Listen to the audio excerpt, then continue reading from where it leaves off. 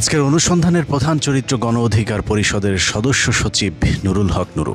কাঁথা বালিশ নিয়ে লঞ্চে সদরঘাটে নামার যে নুরুর একসময় 3 বেলা ভাত জুটত না, সেই নুরু এখন পরিবার নিয়ে হেলিকপ্টারে চলাফেরা করে। চরের ভাঙা ঘর ভেঙে নতুন পাকা ঘর উঠেছে। হাঁটা চলা দেখলেই বোঝা যায় পকেটটা এখন আগের চেয়ে অনেক বেশি গরম। নুরুকে নিয়ে অনুসন্ধান করতে গেলে বেশ কিছু চরিত্র সামনে চলে আসবে, যাদের অনেকে চায়ের দোকানদার থেকে শিল্পপতি, পাঙ্গাস মাছ বিক্রেতা থেকে কয়েক শত কোটি টাকার মালিক বনে গিয়েছেন। কয়েক বছরের ব্যবধানে নুরুর বিকাশে ভিক্ষাবৃত্তি, সরকারি অর্থ আত্মসাৎ আর তদবির বাণিজ্যে সবার আগে কপাল খুলেছে নুরুর বাবা ইদ্রিস হাওলাদারের।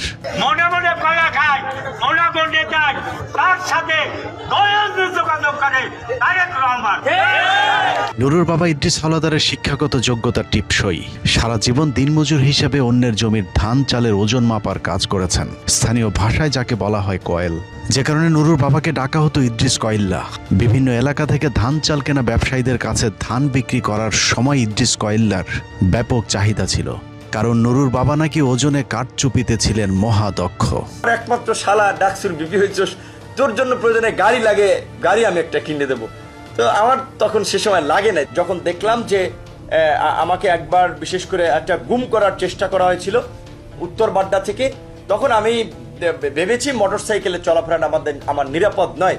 তখন সে দুলাভাইকে জানালে তিনি প্রিমিয়ার ব্যাংকে 10 লক্ষ টাকা কারণ বাজার শাখায় লোন করে এবং 10 লক্ষ টাকা নিজে সমন্বয় করে 20 লক্ষ টাকা দিয়ে এই গাড়িটা কিনেছেন। ভিপিনুরের বাপের না হইলো 10 থেকে 12 একর জমি। 2019 সালে নুরুল হক নুরু ভিপি হবার পর থেকে ধীরে ধীরে কয়েল্লা ইদ্রিসের দিন পাল্টাতে শুরু করে। কয়েলের কাজ বাদ দিয়ে রাজনীতির মাঠে নামে, কারণ আগের ব্যবসার চেয়ে এই ব্যবসায় লাভজনক। রাজনৈতিক ছিল বঙ্গবন্ধু শেখ মুজিবুর রহমান। এটা যদি আমি বলি সে ছিল না, তাইলে আমি ভুলের রাজ্যে বসবাস করি। আদার্স এখন বাংলাদেশে বঙ্গবন্ধুর পর দ্বিতীয় নেতা ভিপিনুর। আমি আপনাদের কাছে নুরুর বাবা ইদ্রিস হাওলাদারের মতো মামা, চাচা, ভাগ্নে এবং শ্বশুরবাড়ির লোকজনদেরকে নিয়ে গলা চিপায় এক নুরুতন্ত্র প্রতিষ্ঠিত হয়েছে, যেখানে ক্ষমতাসীন দল বিএনপির নেতা কর্মীরাও চরমভাবে কোণঠাসা হয়ে পড়েছে। তার মন্ত্রিত্ব কার্যকর হচ্ছে মূলত তার শালা নাইম, মানে শালা সুমন্দি, খালু শ্বশুর, বড় ভাই, ছোট ভাই, এভাবেই মানে প্রশাসন তাদের কথায় ওঠা বসা করতেছে।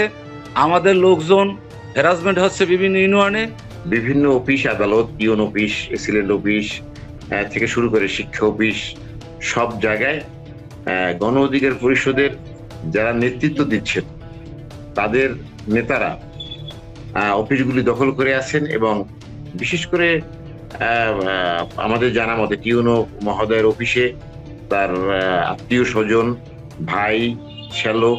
15 মিনিটসের অনুসন্ধানে নুরুর আত্মীয় স্বজনের ব্যাপক অপকর্মের তথ্য উঠে এসেছে। এলাকায় দখল, চাঁদাবাজি থেকে শুরু করে স্থানীয় সকল সরকারি কাজে নুরুর পরিবারের লোকেদের বাইরে কারো কোনো কথা বলার সুযোগ নেই। বিশেষ করে নুরুর ভাই, ভাগ্নে, শালা, দুলাভাইয়ের নেতৃত্বে গণ অধিকার পরিষদের একদল সন্ত্রাসী এলাকায় যে অপকর্ম চালিয়ে যাচ্ছে তা মানুষের ধৈর্যের বাইরে চলে গিয়েছে। সম্প্রতি তারেক রহমানের স্বপ্নের ফ্যামিলি কার্ড প্রকল্পে নিয়োগ পরীক্ষায় নুরুল হক নুরু এক অভিনব প্রতারণার আশ্রয় নিয়েছিল। পরীক্ষায় অংশগ্রহণ করেনি এমন প্রার্থীদেরকেও উত্তীর্ণ করা হয়েছে, অথচ যারা পরীক্ষায় সর্বোচ্চ নম্বর পেয়েছে এমন প্রার্থীদেরকেও তালিকা থেকে বাদ দেওয়া হয়েছে। পর থেকেই পটুয়াখালীতে নুরুর সংসদীয় আসনটি মগের মূল্যকে রূপ নিয়েছে। দেশের আইন, নিয়ম, কানুন তোয়াক্কা না করে সরকারি প্রতিষ্ঠানে নুরুর আত্মীয় স্বজনদেরকে বসাতে চরম এক অরাজকতা চালিয়ে যাচ্ছে নুরুল হক নুরু এবং তার সন্ত্রাসী বাহিনী।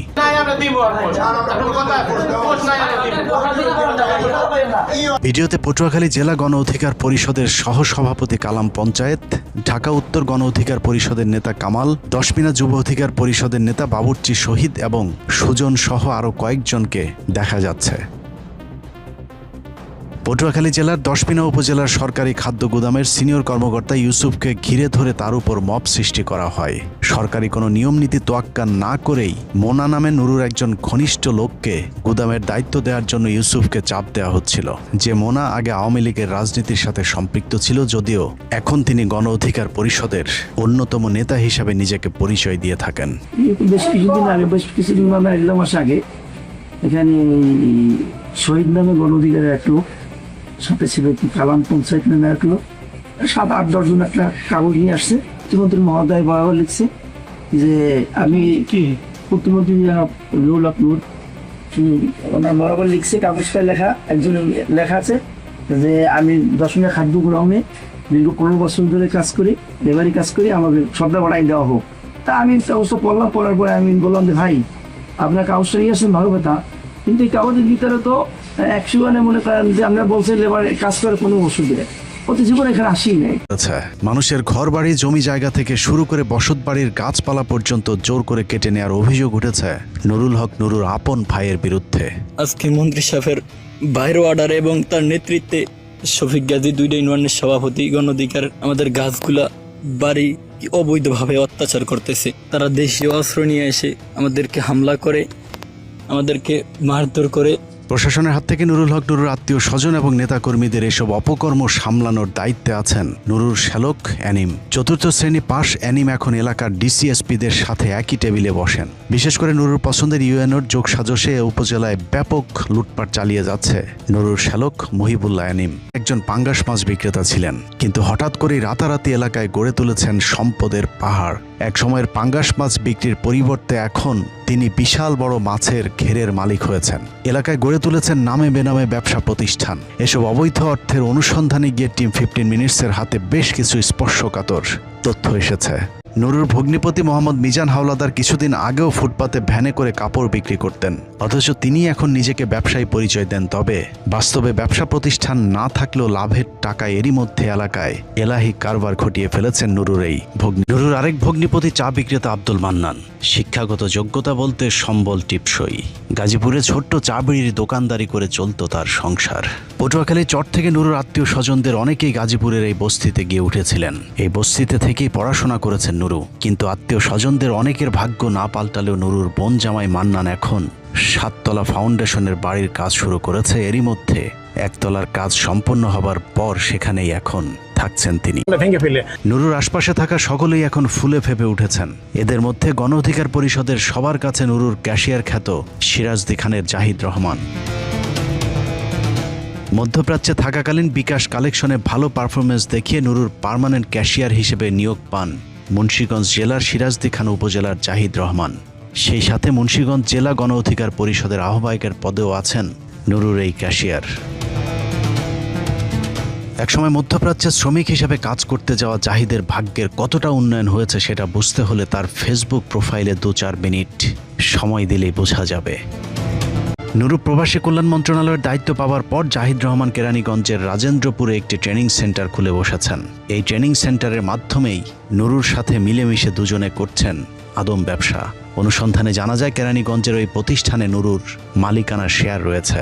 আওয়ামী লীগ আমলে মালয়েশিয়া শ্রমবাজারে যে সিন্ডিকেট প্রথা চালু ছিল, নুরু নিজে আবারও জাহিদ রহমানের ওই প্রতিষ্ঠানের মাধ্যমে সিন্ডিকেটের সদস্য হবার অপতৎপরতা শুরু করেছে। সবশেষ কুরবানির ঈদে নুরু জাহিদ রহমানকে স্থানীয় একটি গরুর হাটের ইজারা পাইয়ে দেয়। সূত্র জানিয়েছে সেখানেও বড় অঙ্কের লেনদেন হয়েছে জাহিদ আর নুরুর মাঝে। জাহিদের মাধ্যমে মুন্সিগঞ্জের অনেক আওয়ামী লীগ নেতাদেরকে বাঁচানোর জন্য তদবির বাণিজ্য শুরু করেছে নুরু। এরই মধ্যে সিরাজদি খান বালুচরের কুখ্যাত সন্ত্রাসী আমির কসাইকে জুলাই মামলা থেকে অব্যাহতি পেয়ে দিতে বড় অঙ্কের টাকার লেনদেন চলছে বলে জানিয়েছে সূত্র। 5 আগস্টের পর থানায় এজাহারভুক্ত আসামি হবার কারণে ডিবি পুলিশ তাকে ধরতে গিয়েছিল। ওই সময় পুলিশকে এলোপাথারি কুপিয়ে পালিয়ে যায় কসাই আমির।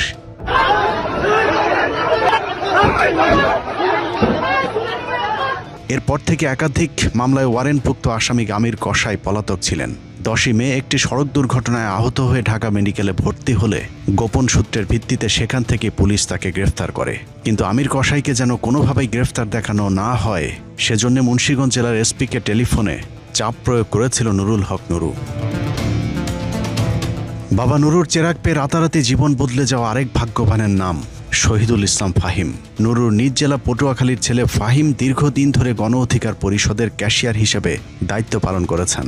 2018 সালের কোটা আন্দোলন শুরুর পর থেকে মানুষের দানের টাকা আত্মসাতের কাজে ফাহিমকে ব্যবহার করেছে নুরু। নুর যে অর্থনৈতিকভাবে লাভবান হয়েছে, এই অর্থ দিয়ে সংগঠনের জন্য দৃশ্যমান কোনো সম্পদ কিন্তু আমরা দেখি নাই। এখন জিজ্ঞাসা করা হয় আজকে অর্থের বিষয়টা আমরা জানতে চাই, ঠিক আছে, তখন নুরুল হক নূর জিজ্ঞাসা করে এই ফাহিম অর্থের হিসাবটা দিয়ে দাও তো। তখন ফাহিম বলে ভাই একটু বাকি আছে। আচ্ছা ঠিক আছে, তাহলে তুমি পরের মাসের হিসাবের সঙ্গে দিয়ে দিতে।